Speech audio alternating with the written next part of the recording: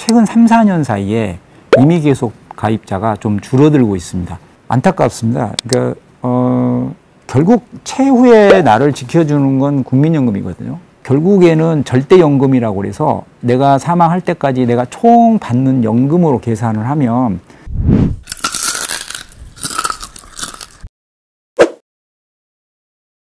네, 안녕하세요. 3년 전에 철도공사에서 퇴직했고요. 연금 전문가로 활동하고 있습니다. 연금 이야기 유튜브 채널 운영하고 있고 현재 플러스 연금 컨설팅 대표로 있습니다. 차경수 작가라고 합니다. 반갑습니다. 국민연금 임의계속 가입 제도는 무엇일까요? 60세까지는 내가 가입하기 싫어도 법적 의무 대상자인데 60세가 넘어가면 내가 가입할 필요는 없거든요. 근데 내가 자발적으로 보험료를 내는 사람을 임의 계속 가입자라고 합니다. 임의 가입이랑 임의 계속 가입이랑은 어떤 게 다른 건지. 그러니까 법적 의무 대상자는 아닌데 예를 들어서 60이 안 됐는데 전업주부다. 이분들은 법적 가입 대상자는 아니거든요. 근데 내가 연금을 늘리기 위해서 내가 자발적으로 가입하는 거를 임의 가입이라고 하는데 60세 전에는 임의 가입자, 60세가 넘어가면 임의 계속 가입자. 똑같습니다. 그냥 계속이란 말이 붙을 뿐이고 같다고 보시면 되고요. 지금 대한민국에서 혹시 몇 명이나 가입하고 있을까요? 올해 5월 기준으로 임의 가입자는 약 31만 명, 임의 계속 가입자는 47만 명인데 좀 특이하게 임의 계속 가입자가 계속 증가를 했거든요. 그래서 2021년에 54만 명까지 올랐다가 최근 3, 4년 사이에 임의 계속 가입자가 좀 줄어들고 있습니다. 제가 볼 때는 기초연금이나 건보료에 손해본다는 그런 느낌 때문에 뭐 일부러 이렇게 가입하거나 이런 사람들이 좀 주춤하지 않나 이렇게 생각을 해보고 임의 가입자가 31만 명인데 50대가 가장 많거든요. 제가 볼 때는 이제 50대 전업주부나 이런 분들이 노후가 갑자기 걱정되고 그래서 새로 가입한 사람도 있지만 명퇴를 한 사람들이 가입 기간을 좀 늘리기 위해서 직장을 안 다녀도 임의 가입을 하는 사람들이 최근 늘지 않나 이렇게 생각하고 가장 큰 변화는 18세 임의 가입자가 굉장히 많이 늘었습니다. 18세 가입자는 왜 늘어나고 있는 건가요?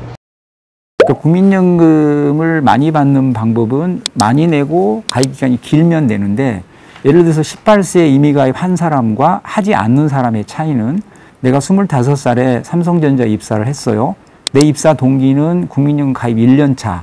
나는 우리 엄마가 내가 고등학교 때 18세 임의 가입을 해줬기 때문에 8년 차가 되잖아요. 그리고 나는 삼성전자 입사를 해서 대리 때 추납할지 과장 때 할지 나중에 퇴직하고 나서 할지 내가 의사결정을 할 수 있거든요.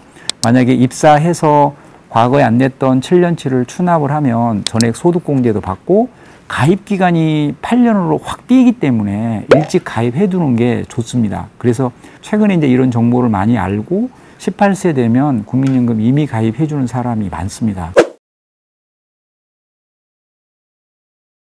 그러니까 내가 소득이 없으면 납부 유예 신청이라는 게 있습니다.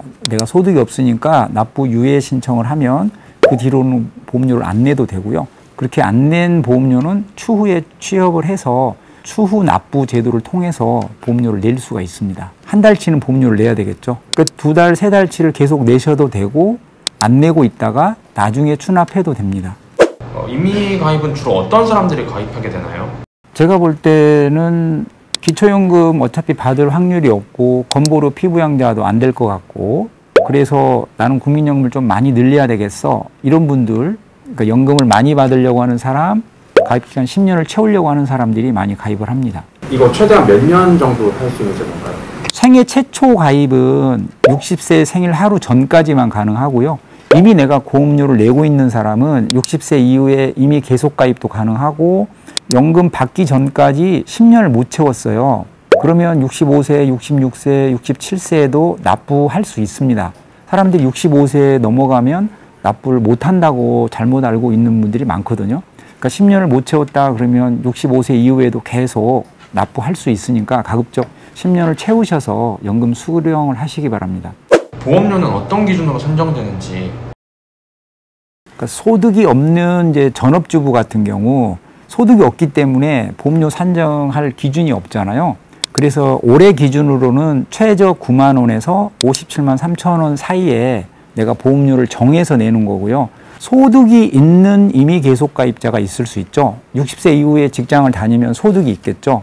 이런 분들은 직장에서 내가 반 내는 직장 가입 자격이 없어졌잖아요. 60세가 넘어갔기 때문에. 그래서 내가 가입을 할지 말지도 내가 선택을 하는 거고, 가입을 한다고 했을 때는 그 당시 소득의 9%를 내는 겁니다. 그러니까 직장 다닐 때는 반반씩 냈지만 이미 계속 가입 이후에는 내 전체 소득의 9%를 내는 겁니다. 100만 원을 기준으로 9%니까 9만 원인데 이 기준이 안 바뀐다면 내년에는 9.5%로 보험료가 오르기 때문에 9만 5천 원이 될 거고 2027년에는 10만 원이 되겠죠. 그리고 최대 금액도 매년 바뀝니다. 공무원도 국민연금을 받을 수 있는 방법이 있을까요?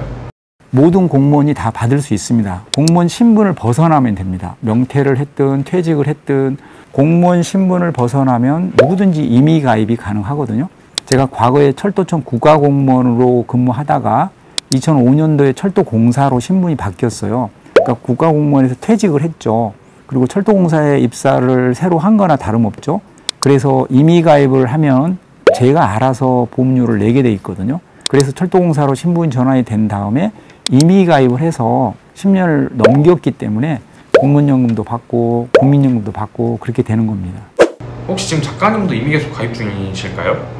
네네, 지금 60이 넘었는데 저도 아직 소득이 있어서 소득공제를 좀 많이 받기 위해서, 두 번째는 많이 내는 사람이 연금을 많이 받습니다. 그래서 지금 최대 금액으로 내고 있습니다. 매년 6월까지 적용하다가 7월 1일에 인상이 됩니다. 그래서 올해 7월 1일부터 57만 3천원으로 최대 금액이 올라갔습니다. 이게 내년에 6월까지 이 금액이 유지됩니다. 이 금액을 얼마를 낼지 고민하는 사람이 많은 것 같은데 어떻게 추천해주고 싶으신지. 가성비가 좋은 건 맞습니다. 9만 원짜리가 가성비는 제일 좋고요. 근데 보험료가 많으면 무조건 연금을 많이 받게 돼 있거든요. 근데 그 비율이 높지 않다는 거잖아요. 그래서 많은 분들이 이 부분에서 고민을 해요. 전업주부들도 9만 원 낼까 20만 원 낼까 그 고민을 되게 많이 하거든요. 저는 그렇습니다. 여력이 없다, 여유가 너무 없다 그러면 9만 원짜리를 내도 되지만 결국에는 절대연금이라고 해서 내가 사망할 때까지 내가 총 받는 연금으로 계산을 하면 보험료를 많이 낸 사람이 결코 손해는 아닙니다. 그리고 저는 현재 소득이 있기 때문에 보험료를 다 소득공제를 해주기 때문에 그런 차원에서도 보험료를 많이 내고 있고, 만약에 연금을 받는 시점에서 어떤 사람은 100만 원, 어떤 사람은 80만 원 받으면 20만 원 차이가 나잖아요. 매년 물가 인상률만큼 복리로 연금이 올라갑니다. 그래서 21만 원, 22만 원, 23만 원 이렇게 점점 벌어지거든요. 국민연금도 물가 인상률만큼 죽을 때까지 반영이 되기 때문에 스타트 할 때 좀 키워놓고 스타트 하는 게 멀리 보면 상당히 차이가 많이 납니다. 기초연금 감액이나 건보료 같은 것 때문에 연금액을 늘리지 않으려는 사람들이 좀 있는데. 안타깝습니다. 그러니까 결국 최후의 나를 지켜주는 건 국민연금이거든요. 결국은 남자가 먼저 죽고 여성이 치매에 걸리고 거동이 불편해서 요양병원에서 죽음을 맞이할 확률이 높잖아요.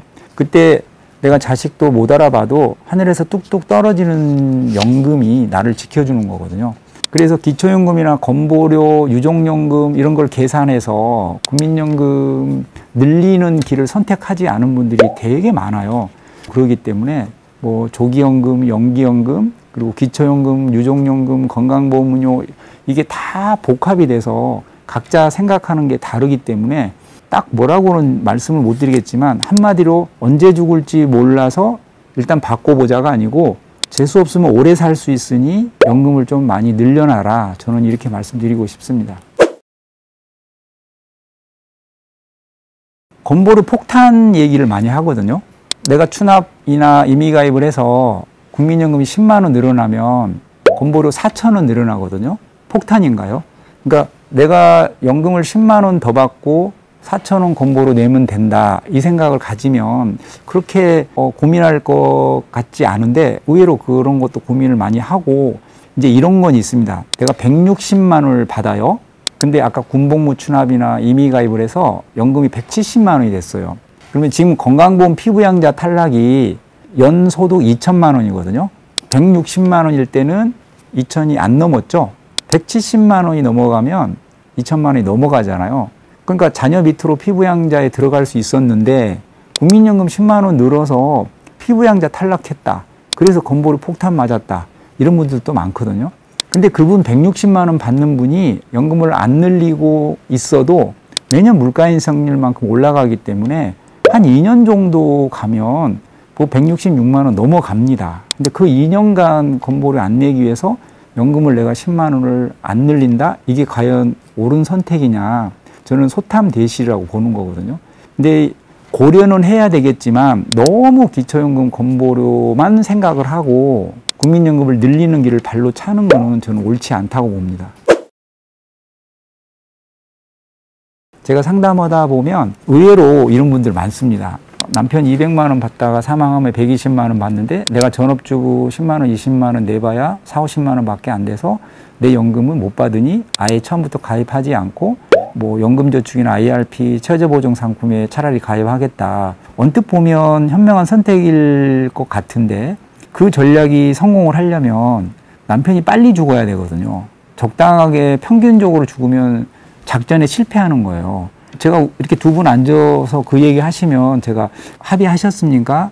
이 남편이 많이 빨리 죽어야 된다. 그래야지 작전에 성공하는 건데 나중에 남편이 생각보다 오래 사시면 이 인간이 왜 안 죽지? 그러실 거냐. 아니 어떻게 남편이 사망해야 나오는 연금을 가지고 내 평생 연금을 준비해서야 되겠냐. 이 전제 자체가 이상하지 않냐. 그냥 30년 가까이 두 분 다 건강하게 살다가 비슷한 시기에 죽는다고 생각하고 그냥 연금 가입하십시오. 그리고 나서 뭐 혹시 일찍 죽으면 그 운명이죠. 이제 이렇게 설득을 하는데 말을 듣는 사람도 있고 안 듣는 사람도 있습니다. 근데 그 각자 개인의 가치관이라서 근데 수십 년간 내 국민연금 없이 사는 리스크를 굉장히 축소해서 생각하는 사람이 많습니다.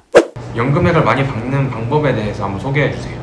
많이 내고 길게 내야 되겠죠. 많이 내는 방법은 추납, 반납, 임의가입, 임의계속가입. 내가 기회가 오면 선택하시면 되고 길게 낸다는 얘기는 아까 뭐 18세에 가입하면 더 좋겠지만 명퇴하고 나서도 임의가입하고 60세 넘어도 이런저런 고민하지 말고 계속해서 65세까지 내라는 거고 내가 여력이 없으면 9만 원짜리라도 해서 그래봐야 100만 원 정도밖에 안 되잖아요. 그러니까 액수는 줄이더라도 최대한 임의가입, 임의계속가입을 해서 가입기간을 좀 늘렸으면 좋겠다. 그리고 여러 가지 고민이 되겠지만 추납할 거, 반납할 거 있으면 반납을 해서 최대한 많이 내고 최대한 길게 가입하는 길밖에 없습니다. 그리고 조기연금 내가 대출받지 않으면 생활이 안 되겠다. 당겨야죠. 손해 유불리를 따질 여력이 없죠. 우선 내가 소득이 없다면 손해를 보더라도 조기연금 수령하는 게 맞죠. 근데 내가 소득이 있어서 국민연금이 감액될 정도 상황이면 연봉이 5천만 원이 넘어야 국민연금이 감액이 되거든요. 그러면 감액된다는 얘기는 연봉이 5천이 넘어간다는 얘기잖아요. 그럼 국민연금 안 받아도 생활이 가능하죠. 근데도 50% 감액해서 받는 분들이 있어요. 그분들하고 대화를 해보면 어떻게 될지 모른다 이거죠. 언제 죽을지 모르니까 절반이라도 받겠다. 이제 이런 분도 있고, 그래서 제가 형님 연기하면 7.2%씩 늘어나는데 지금 감액을 해가면서까지 굳이 받을 필요가 있냐. 이 부분도 각자 가치관의 문제라서 제가 어떻게 설득할 수는 없지만 국민연금만큼 좋은 게 없다. 반드시 고갈이 되고 그 고갈 시점을 좀 늘리기 위해서 보험료를 늘리는 거잖아요. 반드시 고갈은 되고 지금보다 가성비는 떨어지지만 너무너무 좋은 가성비가 조금 떨어진다. 이렇게 이해를 하고 어떤 사적연금보다 가장 믿을 만한 게 국민연금이다. 저는 이렇게 항상 누구한테든지 이렇게 얘기를 합니다. 마지막으로 영상을 보는 시청자분들께 한마디 해주세요. 공적연금 가성비는 계속 떨어지고 있고 수명은 계속 길어지고 있습니다. 지금 MZ세대 여러분들은 은퇴 후 삶이 은퇴 전 삶보다 더 길 수가 있습니다. 내가 집값 마련하고 사교육비 들어가고 이런 것 때문에 여유가 없다고 해도 최소 뭐 5만 원, 10만 원씩이라도 일찍 시작해서 연금저축펀드에서 장기 투자하라. 저는 일찍 시작하는 게 좋다. 이렇게 늘 강조를 드리고 기초연금, 건보료, 유족연금 너무 그거 고려해서 자꾸 국민연금을 늘리지 않으려고 하는 거는 소탐대실이라고 보고 일단 국민연금을 좀 늘릴 수 있는 방법을 좀 택했으면 좋겠다. 연금 없이 오래 사는 건 정말 저는 재앙이라고 보고 연금 준비 잘 하셔서 노후 축복 받으시기 바랍니다. 네, 오늘 임의 계속 가입 제도 국민연금 늘리는 방법에 대해서 말씀드렸는데 정보가 도움이 됐다면 구독, 좋아요 부탁드리겠습니다. 감사합니다.